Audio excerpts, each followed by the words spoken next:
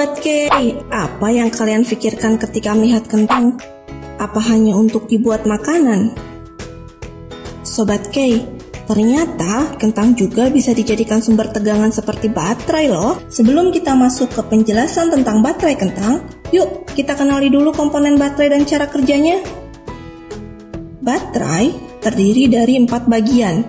Di antaranya ada batang karbon sebagai katoda atau kutub positif, pasta sebagai elektrolit, amonium klorida sebagai elektroda, dan seng sebagai anoda atau kutub negatif.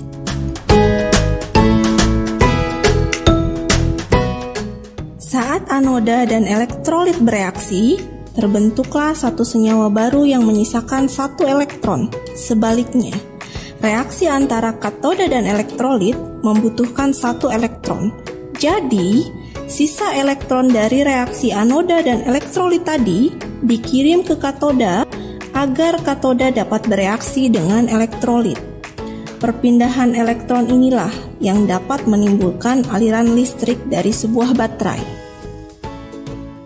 Reaksi tersebut akan terus berlangsung sampai salah satu dari anoda atau katoda kehabisan bahan untuk bereaksi.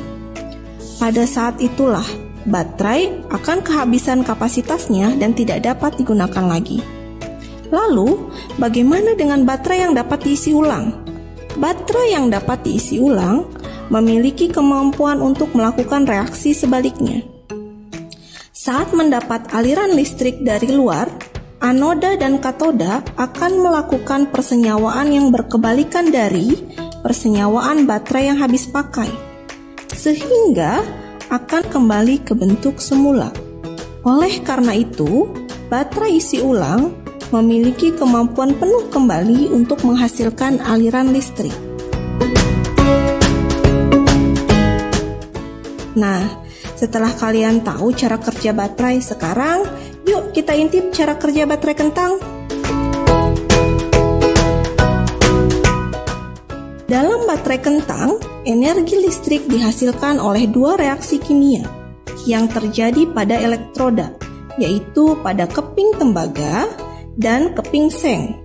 Karena tembaga lebih elektronegatif daripada seng, maka tembaga lebih cenderung menarik elektron lebih mudah daripada seng.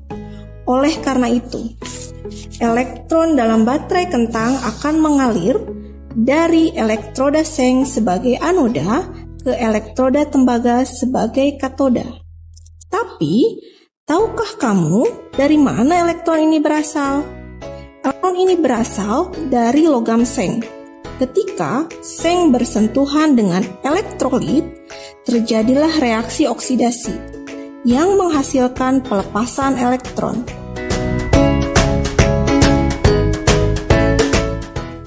Saat seng bergabung dengan elektrolit sebagai ion positif, maka elektron mengalir melalui kawat yang menghubungkan elektroda. Atom hidrogen bermuatan positif atau disebut juga sebagai proton yang berasal dari asam di dalam kentang terakumulasi karena proton tarik-menarik dengan muatan negatif yang tersedia dari elektron berlebih pada elektroda tembaga. Proton ini menarik elektron dari elektroda tembaga dalam reaksi reduksi menjadi atom hidrogen netral dan kemudian membentuk gas hidrogen yang dilihat sebagai gelembung di sekitar elektroda tembaga. Reaksi ini menyebabkan kekurangan elektron di elektroda tembaga.